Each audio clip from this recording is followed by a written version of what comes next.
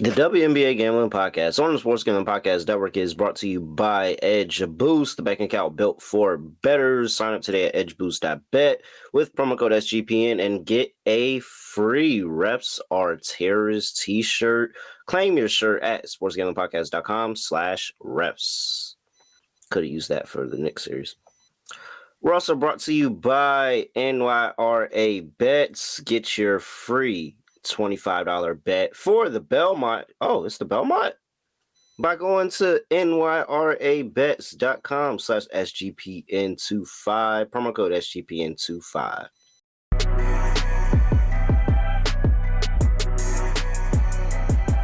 Yes, sir. We are back with another edition of the WNBA Gambling Podcast on the Sports Gambling Podcast Network. No me, no voice, no guys. Me, really real, Terrell Furman Jr. here at your service. Whoa. How about if you sweep it out? What's the point? I think I deserve that too, though. You'll do fine.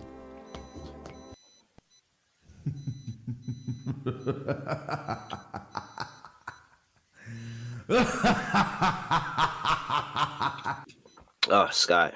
Complete misclick of the button there, but I mean, the bad times are rolling over here for me. It drew me over there to the drop to play the reverse sweep drop here. It's been some horrible stuff here. Bad times. Scott Studio Right Show. Scott, what's going on? Scotty, beat me up. Surprise. Yeah, not too good for me either, unfortunately, with the picks. Didn't work out. I'm trying to remember exactly what I had. I know that I ended up having the same game parlay with Chelsea Gray and the over didn't get there. Chelsea did her part, though. And then I'm trying to remember what the hell I had for the other play. It was the under, wasn't it? I had the under in the Lynx game. Yes, that didn't work out either. So if you want to play that drop for me, too, you can if you want to. I mean, it's been bad stuff, and we didn't hit the underdog. Oh my God, Scott! Yeah, it wasn't good. Whoa! You'll do fine.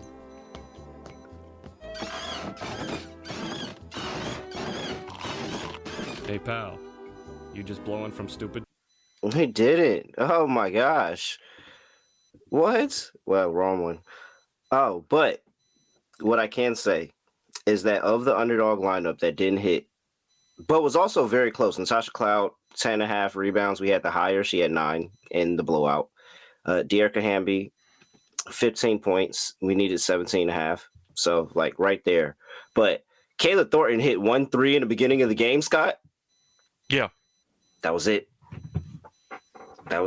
She's gonna keep shooting. Hey, I think it's just funny that's the, like, if you watch the game, she hit that 3-pointer like in the beginning of the game, and that's the one play that continued to hit. Oh man. All right, let's turn around here. We've got 3 different picks here. All right, 3 different games here to talk about. First thing first, we gotta mention the Stanley Cup final here. Hockey Gambling Podcast is giving away an NFL jersey and $200 in SGPN gift cards. Enter for free at sportsgamblingpodcast.com/Stanley Cup. That's sportsgamblingpodcast.com/Stanley Cup. All right. 3 games here. A lot of breaking news over the course of the weekend too, Scott, by the way. I mean, all right, Scott, where do you want to start? We have the Indiana Fever have breaking news. Ari McDonald's back. I'm surprised it took this long. You know, there was a lot of injuries in the beginning of the season. Maybe, I don't know. People had to figure out what they were getting. It's a great question. But you're telling me that, like, it took that amount of injuries for her to get a spot on a team? Like, I think she's actually a good player. Yeah. I would have, I think the Valkyries could have used her. I think a lot of teams. I mean, Mercury, they went and got Haley Jones, though. We already talked about that. By the way, with the Mercury, they also waived Unzun, so she's no longer with the team. And I kind of saw that coming because I feel like I was watching that game, and there was a point where she had like 3 turnovers back to back to back, and then it was like a missed shot or something like that, like an air ball. I don't know. It was something bad. It was just like a couple of bad plays, and I'm like, they're probably about to pull her but no, they also actually cut her. Jaylen Brown is also back in the league, Scott. Yeah. Signed with the Connecticut Sun. At least one Jaylen Brown still playing. And also, Tip Hayes also left the last Valkyries game with the nose injury. So another injury for Tip here. Very, very annoying. A lot of news that happened over the course of the weekend in W. Didn't think I was going to be able to play the drop today, but I did. All right. Now let's talk about the actual game. We've got the Indiana Fever going toe-to-toe in Commissioner's Cup against the Washington Mystics. They did play this game about a week ago, I would say. What is it, about a week ago? 28th? On the 28th. Currently, the Indiana Fever are laying 4.5. 161.5 is the total. Like I said, Ari McDonald's on the team. And you had Sydney Colson, who was in that last game. She ended up getting hurt. And she's healthy. She practiced fully yesterday, so she's going to be able to play in this one. No injury designation there. But Sophie Cunningham is out. So no Sophie Cunningham, no Caitlin Clark still. Mystics look good to go. Does any part of you want to even consider trusting the Fever at this point? Not really. I do like the Ari pickup, and I think if they let Ari be Ari, then that'd be interesting. But like, because she also hasn't played. Like, yeah. How many minutes would she even hypothetically play in this game? Probably not much. If she gets in there, she might take like a good 7 to 10 shots too, and we have no idea how that's going to go. I don't expect her to play much at all because she has to learn the actual, just to get acclimated to the team, and I feel like that might take a couple days.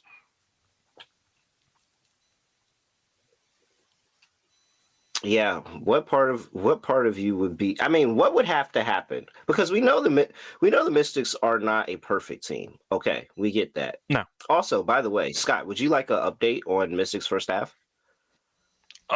Sure. I'm assuming it's not that great.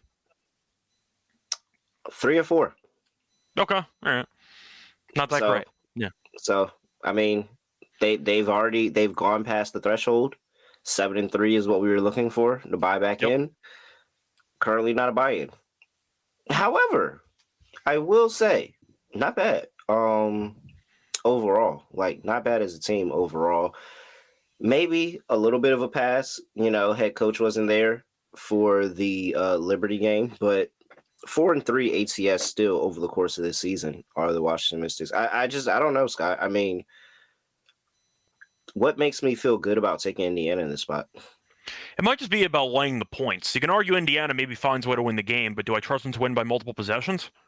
No. I mean, the Mystics have not been good lately. I'll point that out. They played the Liberty, though. They played the Aces. Should have won that game. The Valkyrie loss was weird. That was the first game traveling West Coast, so I guess that was a weird spot. But the Mercury were good, too. So far, their losses this season were the Valkyries' first game in the West Coast. Not exactly a good loss by any means, but still. Lost to the Aces in a game they probably should have won. Mercury are good, and they lost to the Liberty. I have decent excuses for each of those losses because they had a pretty tough schedule. Mm-hmm. I'm looking at Indiana, and they lost to the Sun. Okay. Like, I feel like that was really bad. We got to at least separate really those, Like, I can understand why the Mystics are slumping right now. The Fever are a team that, as far as I'm concerned, they have to reinvent their entire identity without Caitlin there because she has the ball in her hands all the time. And Mitchell's been, to be honest, kind of a mess so far this season. And you're looking at Bonner, who had one really good game. Besides that, been pretty quiet. I mean, you mentioned the stuff about Boston before the last game. The guards aren't exactly great at setting her up in positions to succeed. And I feel like that's a problem, too. Oh, yeah, they can't get her the ball. That's what I'm saying. So based on that, I don't really know what there is to like about the Fever right now, enough to actually lay points. Now, you could argue they're at home. It's a Commissioner's Cup game. Maybe they'll be able to get some, I can't even say revenge because they were able to, actually it is revenge because the Mystics beat them. So maybe you could argue that's the angle, but I don't know if I buy that. I think I'll just take the points for now because I think the Fever aren't good enough to be laying 4.5. Do you? Yeah. No, not at all. Defensively, this team still isn't there. And, I mean, now you're telling me that they're not a juggernaut offensively either. and they don't have the players or the staff. And I think that's really what's killing this team, is that they have this assortment of players, and we look at it, and Caitlin Clark's not on the court, and they have no point guard that can run the offense. Yeah, Sydney Colson gives you energy, and we love her. She's a fun person, but she can't get the ball to Leah Boston in the post. Leah Boston is battling for position, putting her body on the line, and they're unable to get her the ball. And the only reason that she got off in that other game is because she was playing Cena Charles, and her and Cena Charles hate each other. Yeah, pretty much. I have no idea why they have their best games against each other, but they hate each other. So, yeah, I Mystics plus 4.5 here for me. I would play Mystics team total over. I don't trust Indiana defensively to do everything they have to do. And I guess I kind of just like it over for the game. If I was going to go with the Fever in this game, I think I'd rather consider taking Mitchell props, because I think if they're going to cover, Mitchell finally has herself a good game. It's been a mess this season. I'm hoping that she gets it going, but I still like Kiki a lot on the Mystics side. I think she'll play well. I think Sykes is very solid as well. I'm going to ask you, though, when it comes down to this matchup right now, I think we're going to agree that even though she's been slumping in the season, we would still end up taking Boston as the best player in this game. You'd look at Mitchell probably being the second best player, and Sykes is the third.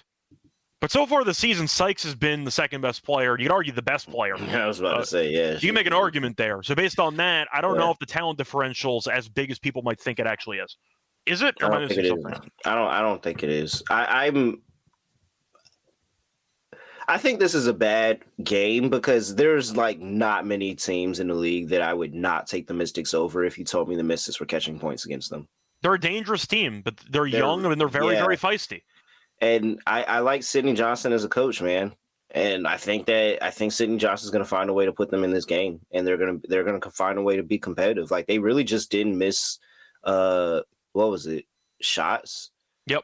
Yeah, they just missed shots. Like, it was just a bunch of missed shots against the Liberty. It wasn't like they were playing horribly. They actually were kind of in that game in the first half. So yeah, and I also want to point out that the Fever did lose to Connecticut, who then came out and trailed by about 50 to the Liberty. What was that, 50, give or take? Like, that's not a good look. If you lose to Connecticut and they get completely curb stomped in like the next game, it's probably not a good sign. I see live mentioning Citron. She's been good too. The point is they have young talent. We know that Sykes is, of course, going to be solid.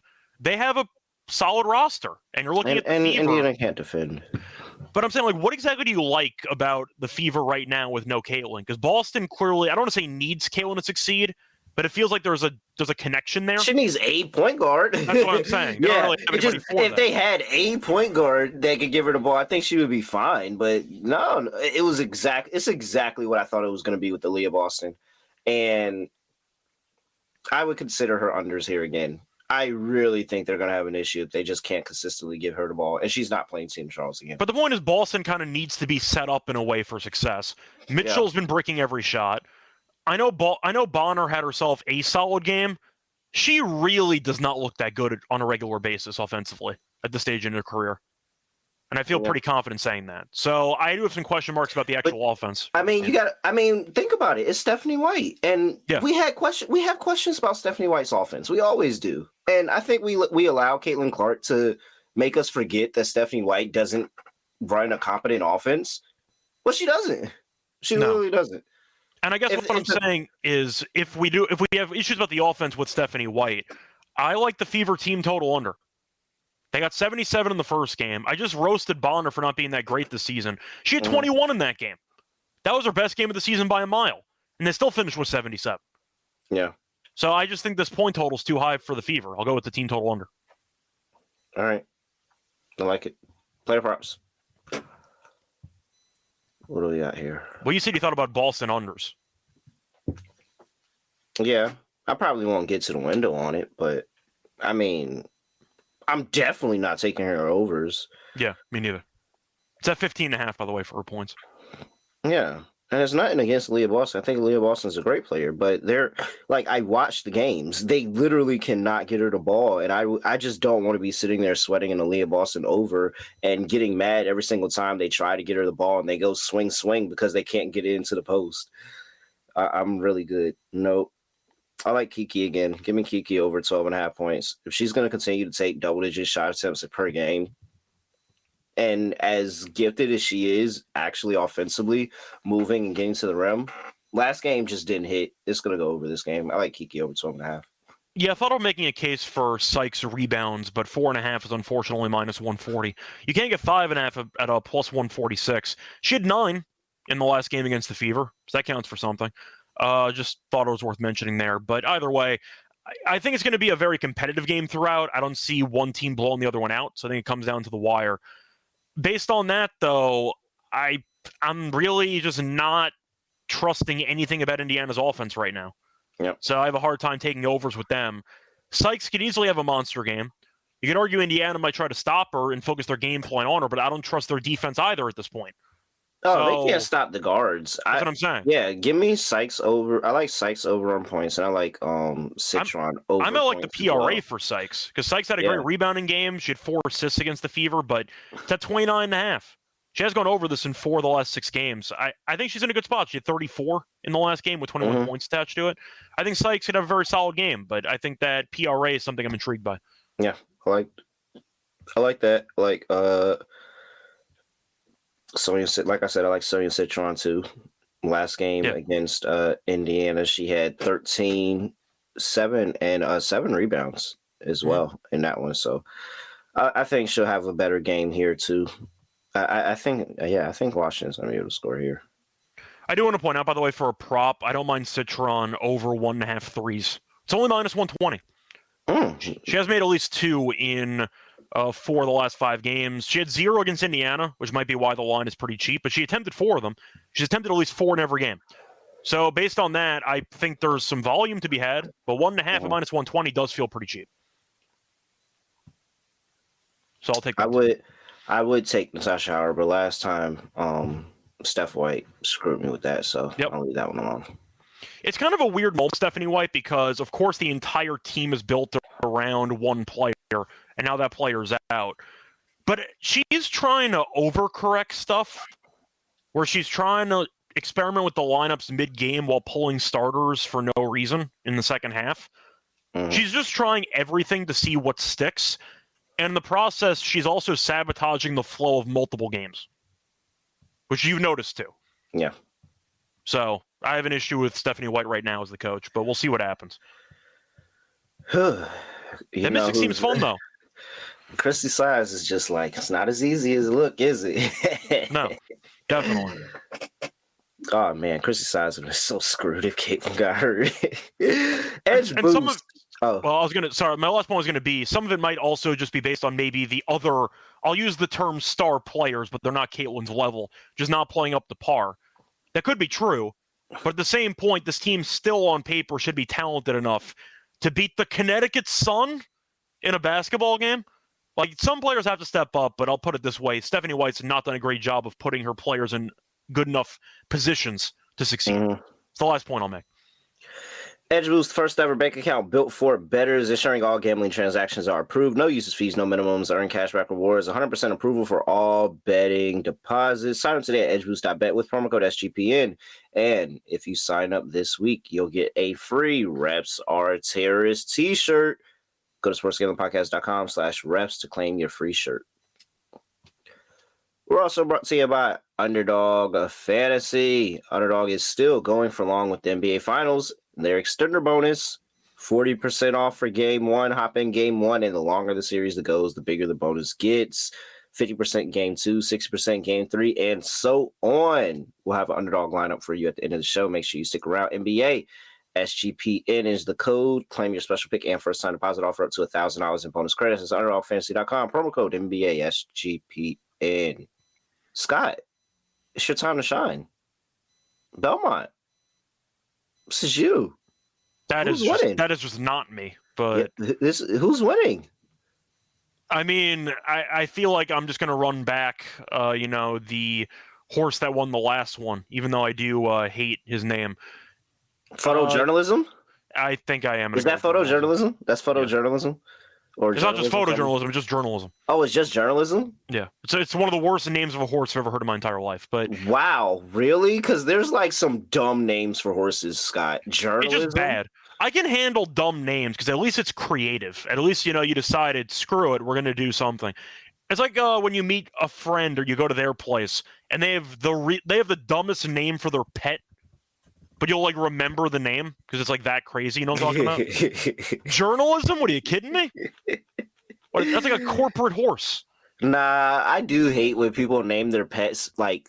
I hate to say it, but like, because maybe that's not inclusive to pet names, but I hate when people name their pets people names. There was one sibling of a friend of mine who named their dog, I think it was either Truffles or Pickles, and I'm like, what the hell does that have to do with anything? It was like this white French bulldog, and it's like, yeah, we're gonna name him Pickles. I'm like, how the hell did you reach that name? I know somebody whose turtle is named Steve, and I'm like, Steve the turtle? Okay. Yes, it's just Steve. And I'm like, wait, what? That's not even a pet name. Like, that's a regular person name. I feel like for turtles, there's usually like two ways to go about it. Either you name him Sheldon, which is the most common name to pick for a turtle, or you name him after a Ninja Turtle. Doesn't matter which one. You just name after one of them. Isn't that usually how it goes for naming turtles? You have like two choices. Yeah. You have Sheldon or a Ninja Turtle. That's it. All right, let me see here. Kentucky Derbies were all-time worst names ever. I just needed a list to go on. I feel like journalism is definitely like a new contender of bad name because that's not even like catchy. That's what I'm talking about.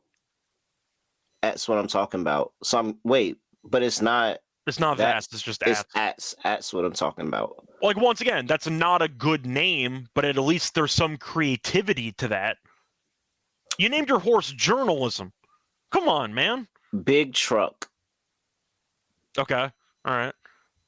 Oh, I'm not even repeating this one, Scott. Oh, I can't even. No, I'm not repeating that one. Is it like inappropriate or is it like pause word? Is it like pause word? No, it's inappropriate. It's not pause word. Oh, dude, it was really bad. It was like just think 1927. What the name? Like, it was bad. they were messed up for even adding that to the list. I'm fine with, once again, bad horse names that are creative. Shut up. I just hate boring names. I think journalism is just as corporate of a name you can possibly get. So we got Shut Up, Gatch, Daddy Knows Best, but knows like knows. Green Alligator. Okay. We're going off the rails a little bit here, but I kind of like it. Lil E.T. Okay. Oh, Lil E.T. Oh, no, but it's not spelled E.T. like E.T. It's E.T. like T, like you hit a golf tee. Oh. So that's what threw me off. Lil E.T. Okay, I get it. Quasimodo. That's not a bad name. That's a reference. Lost Cause. That's a hell of a name for a horse. That's tremendous. That's a great name for a horse. That's on the wrong list. That's a great name. Lost Cause is kind of wild. Yeah, horse loses. You go, what do you expect? He's a lost cause. It's a great. You have a built-in excuse right there. That's a great name for a horse. Dude. Yeah, some of these names are actually pretty good. But I'm saying, like, these are all creative. Journalism is just like the most basic type of bland. Man, I don't know. Well, you skipped one because you don't even want to say it publicly, so I can't even like compare it to that. It's a bunch of these that I haven't said. Watermelon, TV commercial, The Clown, Soupin' Sandwich, Nuzzle. I don't. The idea of naming your horse Sandwich or Watermelon. Some of these I'm afraid to say. Pretty funny. Some of these I'm afraid to say because they're like old and I don't know what the reference is. Okay, either way, point is I'm not a fan of the name, but I like the horse. Give me journalism again. All right.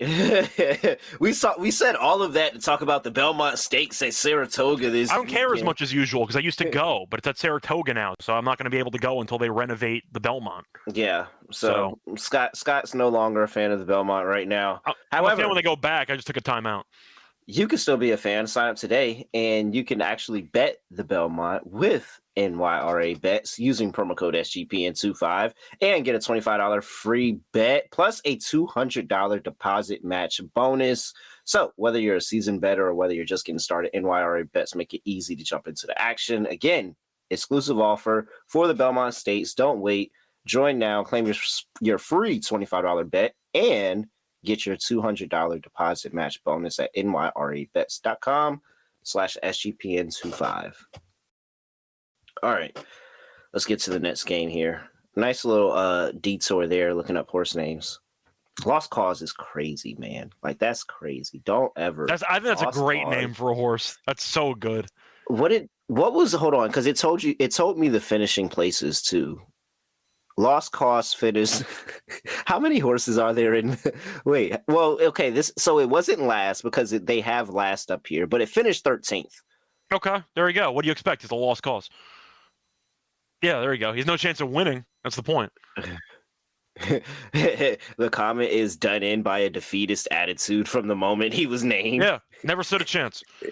See, I would have loved to have those horses in the race because that's one less horse that you could possibly bet on because you're tossing him out immediately as soon as you see the name. Yeah. That's easier for you. Makes our job easier. All right. 8 p.m. East Coast. I love the shotgun start here too, by the way. 7, 8, 9:30. 9:30 games on ESPN. The big. Why can't we space this out like the same way more often? It's exactly what we need. And like, okay, I get it. Maybe the time zones help us out here, but like, I don't know, bro. No. All right, where are we at? Minnesota playing against the Phoenix Mercury. Minnesota Lynx are laying 11.5 here. 156.5 is the total. Have for an injury report. Not gonna like this. No AT still for the Phoenix Mercury. They're still going to be down, and then also Kalani Brown is added to the injury report, questionable as well. So I got to give them a shout out though. What a win! Yeah, what a comeback! Yes. They were dead. What a win for them.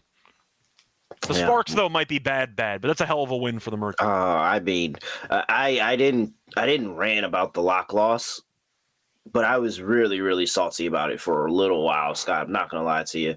50 points in the first half. Nine in the third quarter. I needed 85 to win. They did not give me 35 points in the second half after scoring 50. Like, I could understand. I really could understand. But they were there, man. Just complete meltdown by the Sparks and a great comeback spot from the Mercury here. And they're going up against the Lynx, where I'm not going to lie, Scott, of the two undefeated teams in the league, one looks significantly better than the other right now.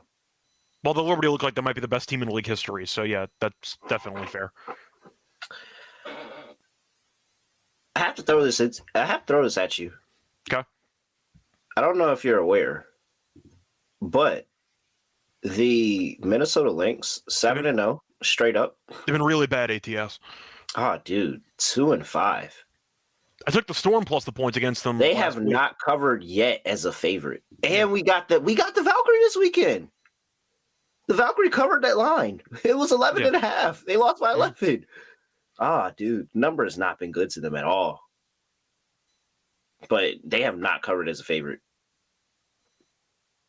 To be fair, they got Collier back, which helps. They didn't cover against the Valkyrie they're playing anyway, but they were without her for the. That's not true. They covered the first game as a favorite against the Wings. Yeah, the Wings are also the Wings. So I need to talk and get that updated. That's not true. They covered the first game against the Wings, but they have not. They still haven't looked good as a favorite at all.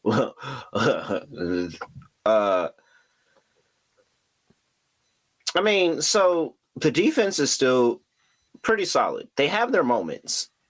They were really, really bad in the first half against that Valkyries team, and they let Kate Martin go for like 14 in her first like 6 minutes or something like that.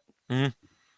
Which I think that's just absurd because Scott, I've gone on record that I don't think Kate Martin is a good player.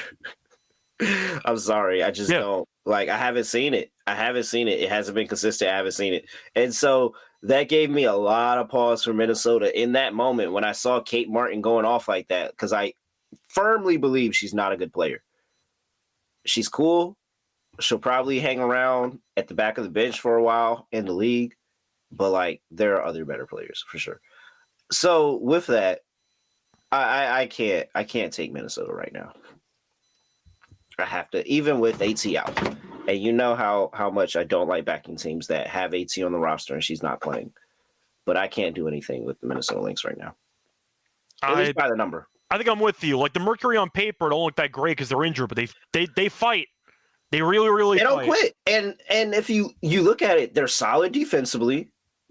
Like it looks bad for a moment because for a half they let the other team look like they're all that in a bag of chips, but then they lock in in the second half and they give themselves a shot in the game.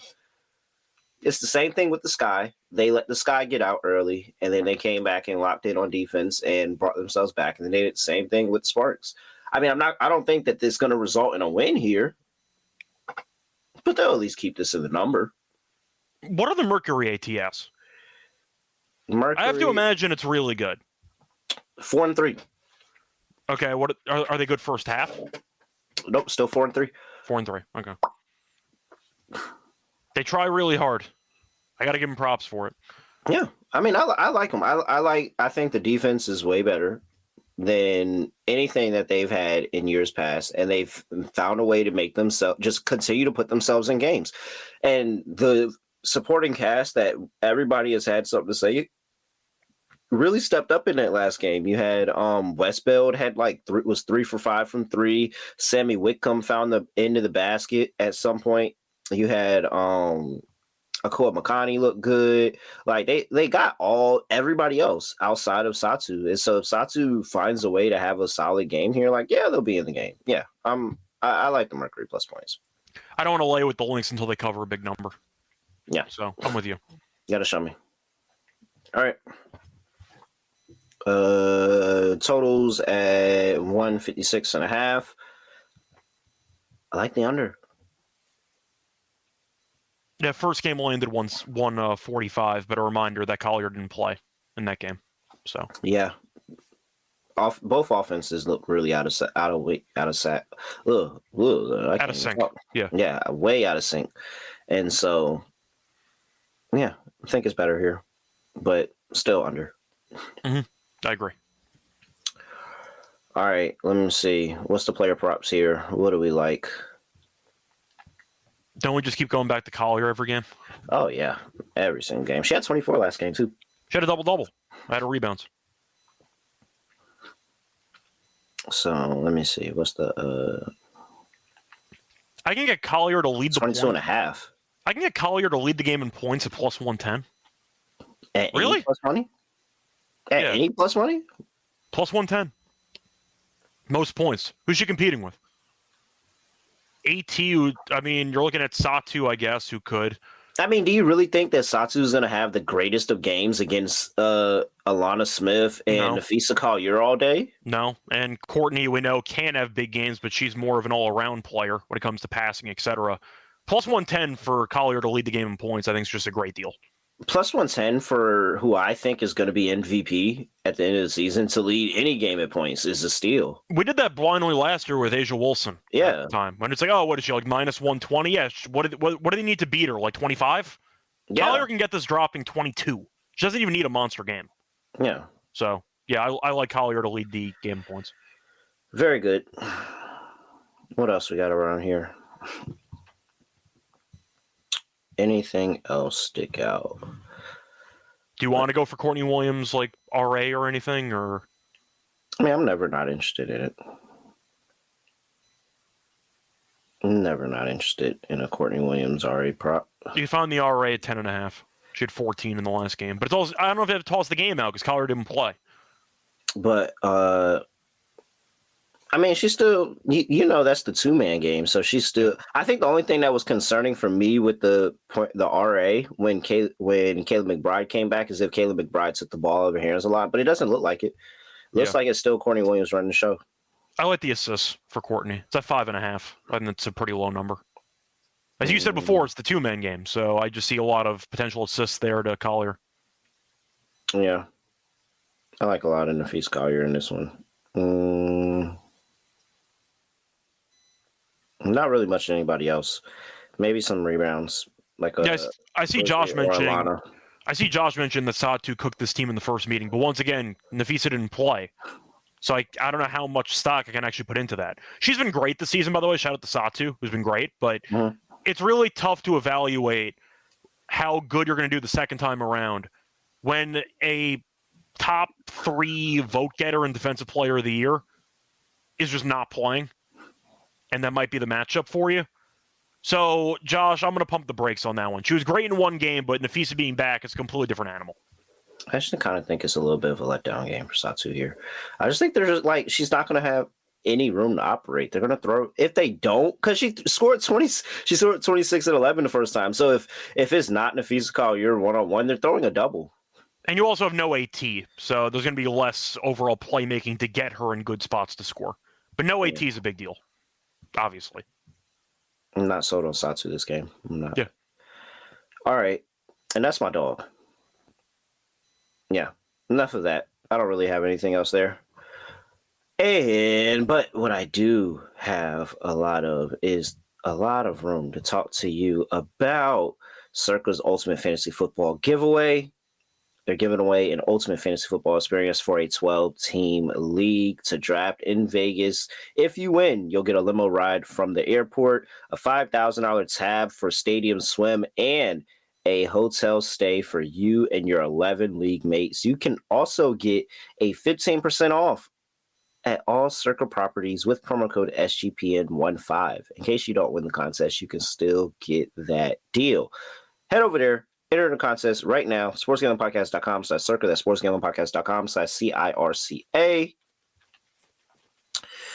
Let's see here. We've got Rhythm, Herd Rhythm, and they are dropping their new game-changing feature called Power Trends. These are AI-detected patterns where Rhythm's models have consistently won and has a high RRI. Think of a strikeout prop that wins 59% of the time when the line and win probability hit in a certain range. Power Trends are updated daily and exclusive to Rhythm. So head over there and download the Rhythm app, check out Power Trends, and start betting smarter. You get a 7-day free trial by going to sportsgamblingpodcast.com/rhythm. That's sportsgamblingpodcast.com/rhythm. We're also brought to you by mybookie.ag. MyBookie is your place to bet every single sport, including the NBA Finals, including the WNBA, including MLB, including tennis, all of that. MyBookie accepts customers from a ton of different locations, so check and see if you are supported. Easy deposit and lightning fast payouts using cryptocurrency. Head over to mybookie.ag, promo code SGPN for 100% deposit match up to $1,000. Terms and conditions apply. That's mybookie.ag, promo code SGPN. By the way, I forgot to mention a fun joke to you before, by the way. This is based on the playoffs, but I have to ask. Nafisa's last 2 games against the Mercury. Do you want to guess how many points she scored? Last 2 games against the Mercury. Let me think. 30 and 27. So you're going 57 combined points. Oh, come on. Yeah, let's go with 57. Can I interest you in 80? She had 42 and 38. No fucking way. Yeah. Wow, Brittany Griner was getting cooked. Was she playing in those games? It was a playoff, so I think it was. Who was playing? I'm just saying she has 80 in the last 2 games combined against this damn team. So, yeah, leading score plus 110, just to hammer that home. But I wanted to mention that 80 in the last 2 games is just crazy. I just don't know who's capable of actually stopping her. No, you're hoping that Satu or somebody can do something, but even with the Mercury and their lack of depth, I mean, AT was probably going to get the assignment if I had to guess. Not even a guarantee on that. And you're looking at the other options was the backup forward in Mac, who's also out for this game. So they have no front court depth at all. Yeah, they're cooked. Yeah, but either way, I wanted to mention. All right, we've got the Seattle Storm going up against the Dallas Wings in Seattle. Line is 9.5. 164.5 is the total. That's on the way up to 165 now. Injury report, and we got no Paige Becker still in this game. Also still going to be without Ty Harris. Pretty clean for Seattle. Okay. So a lot has changed, actually, since that first matchup that they played earlier this season where the Seattle Storm was up big and then they proceeded to not score in the second half and allowed Dallas back in the game. Still covered, however. That was 3.5, I believe, on the road at that point, Scott. Now we're at 9.5 here at home. How do we feel about Seattle's offense still? I don't feel great about it, but I do want to ask you about the Aces. We know that the talent was obviously there. They lost the first game and got embarrassed, and they responded accordingly. They got revenge. Yeah. It was a very nice get-right spot. Am I supposed to read that much into what happened the last game? Because the Aces we viewed as being an elite team, and they responded the way an elite team should. They got revenge, and they really made some adjustments for the rematch. Yep. So how do you feel about it? Because I think that it's fine. I don't think it's a great offense, but I'm not going to overreact now to one game when you already killed the Aces one time. I can understand if you beat them, and you could argue that, maybe you were expecting them to win again. I was. But the Aces, as a team with championship experience and pedigree, got embarrassed. They lost by about 20. And I said, you know what? Screw it. We're going to step up in the rematch. So I think the game meant more to the Aces than it did to the Storm. That was my takeaway from the game. I don't know if you agree with that, but that's what I noticed. Yeah, they came out. They were very, very, very locked focus. It was an intensity thing. Yeah, into not getting embarrassed like that again. Now, Seattle showed where they had fight because that game was out of reach multiple times, and they pulled it back within reach multiple times, and then they allowed it to get out of reach again. Yeah. With that being said, this Dallas defense is really, really, really... They're terrible. Really bad. They're still really, really bad. Oh, man. Dude, they are cooking the coach. The defense is still really, really, really, really, really bad, man. Oh, my God. I mean, for me, I love the Storm, and I've been very critical of the offense. Mm. I would be shocked if anybody doesn't just take it. Like, the Wings, the Sky. Just, open legs, 7-11, 24/7. Yeah, good point by Josh. This would be 3 straight games that they would be losing at home here. I think the Storm are going to come out here fired up. I think they're going to come out here focused, and I think they're going to remember how they played in the second half of that Aces game, in the second half of the earlier matchup with the Wings, and when the second half comes around, they're going to put belt to ass, and they're going to be really focused on, one, getting back the points lost in the Aces loss in the Commissioner's Cup, but also just defending home court. So I like Seattle to get this done. I think Seattle runs away with this one. Yeah, even though they lost again to the Aces, I did like the effort level in the fourth quarter. They were down 17, and they lost by 5. Shout out to us with the Gabby call. Yeah, Gabby's been solid. Respect. Point is, though, I think the Storm are the much better team. Wings are 1-6. No Paige is a big deal. Even if Paige is a rookie, they need her out there because I don't really like the alternatives that they've been showing lately. Arike, we know, is very, very streaky, and if she has an off game, they have no chance in hell, which is not ideal. She's been looking at the numbers recently. She had one really good game the entire season. That's it. She had 37 against the Sky, which they lost, by the way. Then she had 15 against the Sky the game after on 31% shooting, which they lost anyway. You give up 94-plus points in back-to-back games to the Sky? Are you out of your damn mind? Yeah, man. That's really bad. That's crazy. It was really bad. Losing is one thing, but the Sky's a team that we were viewing in the power rankings as being a bottom 3 team in the league. And you gave up back-to-back 90 pieces to that team. And one of them was a home game. Like, I can't back the Wings. This team's horrible. I can't do it. Yeah. I'm saying even Arike played well. She had one monster game. They still lost to the Sky because they can't stop anybody. The Storm really should kill this team. They really should. Oh, man. The Wings have felt like they've fallen off so hard in the past 2 years. Yep. They never made it to the title game, though, right? This was 20. No. But they lost to Connecticut in the semis, I think. They lost to Connecticut one year, and they lost to the Aces another year. Yes, because they choked. They gave a 10-0 run to end that game 3, and they lost. I remember that. Dude. They've been so bad lately. Such a fall from grace. Yeah. Storm team total over. I really don't care what the Wings do on their side of the ball, honestly. At this point, don't you blindly assume every team facing the Wings is scoring 90 or like 85 plus? You have to. I think you have to. The Sky looked incompetent for the first half of the season, and then they go and they get some confidence in a loss against the Mercury, and then the Dallas Wings make them look like they're a good offense for 2 games straight. The last 3 games that the Wings have played, 94 to Chicago, 97 to Chicago, 87 to the Sun. Yeah. They can't stop anyone.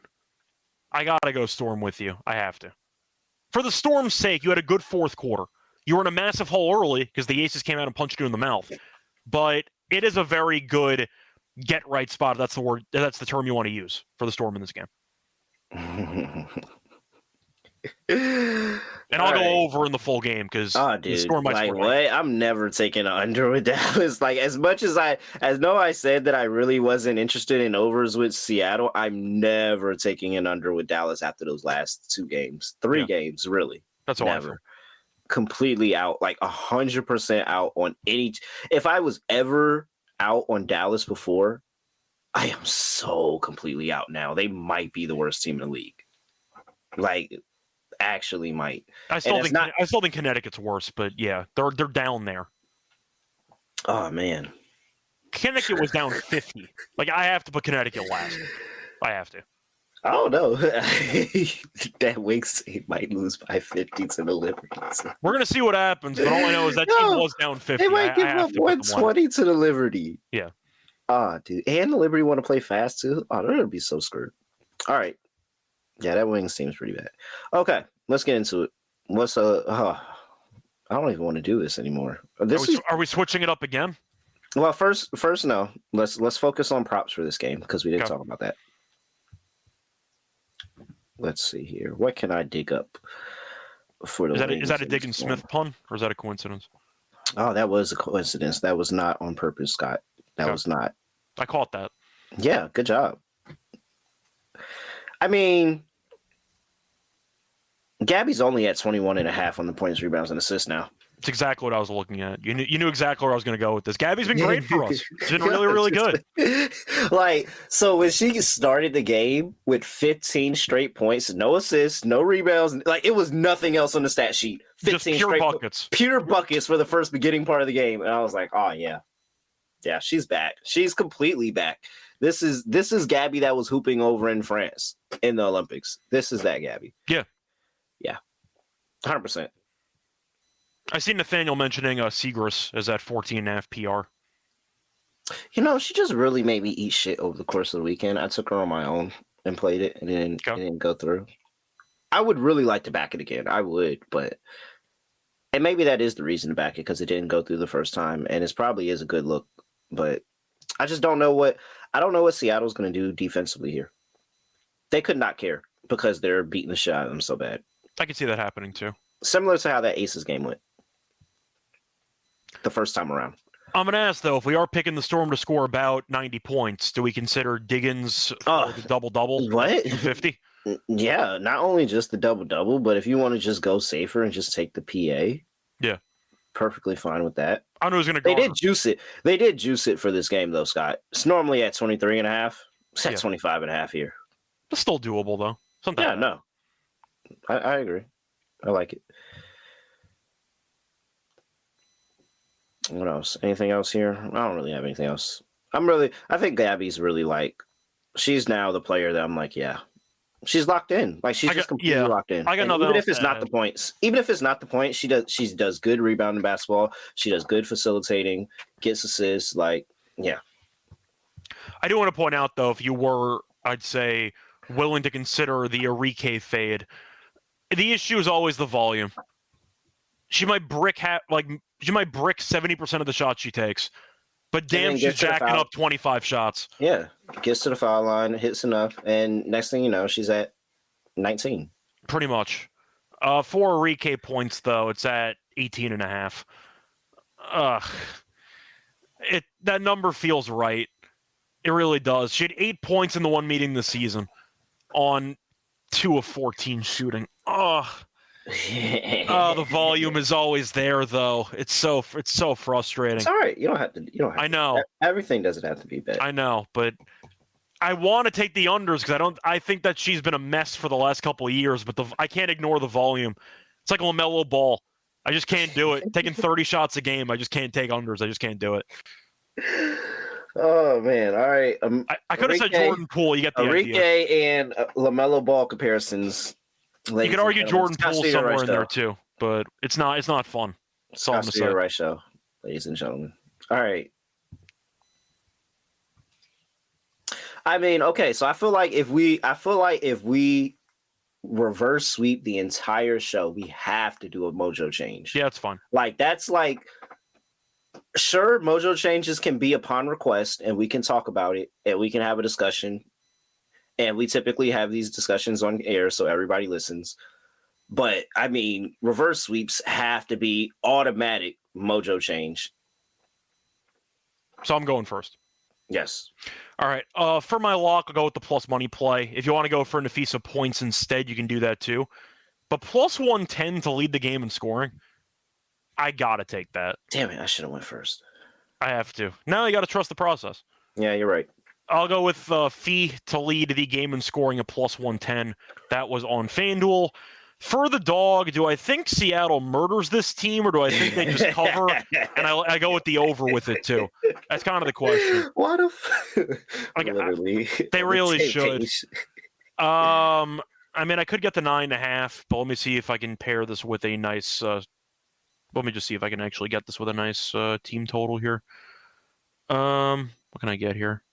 Okay, that's minus 105. I need to go a lot higher. Other than that, 85.5. That's still too short. I'm really going to be pushing this, but I don't think I have a choice. Yeah, it's fine. Give me the Wings minus 9.5 with the team total over 87.5. Storm. Yeah, Storm, and that pays out a plus 150. All right, so you said Storm minus 9.5 and team total over 87.5. Yep, plus 150. Oh, wow! Look at that. Nice double up there, Scott. I did the same thing with the Liberty against the Valkyries a couple episodes ago. That worked out pretty well. All right. Lock. Going down with the ship. Seattle minus 9.5. I'm sorry. Okay, it's fine. I hate the double up. I feel like we're doubling up, but this is what I feel comfortable with, and I need to see the ball go in. Because Fee shouldn't be stopped here. Like I just want to know who's going to stop her. They're not going to double her. I don't think they're bold enough to double her. There's too many good options here. You think they're capable of sending a proper double team? They gave out 90 plus to the Sky in back-to-back games. They can't do anything defensively. No, that's the Wings. I thought you said the Wings. The Mercury. No. Oh, my bad. Sorry, my bad. All right, give me Fee 25 plus at plus 145. Okay, apologies there. I was mixing up the teams. Sorry. Yeah, no, but still, 38 and 40. What was it? 38 and 40 or something like that. 38 and 42. Jesus Christ. Yeah, 80 points in the last two games combined against that team. And it's like they're not any better off now. They don't have the size. They don't have anybody defensively that can stay in front of her. She has a good game. And she's still on an MVP campaign, so 25 plus is a lock. Yeah. Plus 145. Okay. So, well, that's my dog. And then the lock, Seattle, laying 9.5. There we go. That's why I got confused. I heard you say Seattle. I thought we were still talking about Seattle. My bad. It's all good. So they basically have the same thing. Yep. 100%. Like 100%. We're going down with the ship. Yo, I mean, I'm sorry. All right. We can change it up for underdog here. Okay. Let's see. How do we want to start this? I'm fine starting with Gabby. Who's slowing her down? I like her anyway. The only way we get screwed is if they beat the shit out of them too bad. But in order to do that, well, I don't know if they are going to because it's a Commissioner's Cup game, right? Oh, yeah, no. So you need the point margin. Might be straight. I mean, the Liberty eventually felt bad, but they used everyone for three quarters of 50 points. It was really, really bad. I still like Kiki. I like Sonya. You want to go for the Sonya threes? 1.5? Yeah. Got it right here. Sonya 1.5 threes. And then we can go Kiki, Courtney Williams, or we could chase more points on the Seattle side of ball. No, let's trust Kiki. She's earned it. Here we go. Kiki higher, 12.5 points. All right, Underdog Fantasy. Kiki or Finn? Higher, 12.5 points. So you Citron higher, 1.5 3-pointers made. A couple of rookies over there for the Mystics. And Gabby Williams to go higher, 21.5 points, rebounds, and assists. Yet again, 5.74x on Underdog. But I have a 40% boost, Scott. 7.64x. Hold on. Let's get this locked in. Make sure you use that promo code NBA SGPN. Scott, anything else for the people before we get up out of here? No. Once again, fun episode. Looking forward to the games. Should be entertaining. But either way, we're still kind of stalling until the NBA and the NHL resume. So definitely lock in with the W. What else are you going to watch? Baseball? What else are you going to watch? NHL. What? I'm saying you got the Stanley Cup. Like, people are waiting for it. So who's in the Stanley Cup? Same team as last year. It's Florida and Edmonton again. Oh, that's what it was last year. Oh, yeah, because they had the Florida blew a 3-0 lead and then won Game 7 last year. Wow. But a reminder, by the way, we have NBA in the morning, though. We are doing the series preview episode. We're back. So, damn, there you go. Damn, Knicks. All right. With that, he's at Red Shirt Radio. I'm at Really Raw _. I'm just going to make sure you give us a follow. And what else? WNBA Gambling Podcast. Give us a 5-star rating and review wherever you get your podcast. Give us a like on YouTube whenever you get the chance. All of that, we could use it all. And I have no thoughts on the Stanley Cup. What happened to the Hurricanes? I thought they were good. What happened was it's basically tradition. They always lose in the Eastern Conference Finals. every time. Usually they get swept. At least they won a game. Damn, Eastern Conference Finals got me this year too. All right. Nothing else. Say nothing else. Do no other way of ending podcast. Just getting like this. I really fucking hate the Eastern Conference Finals. We're out of here.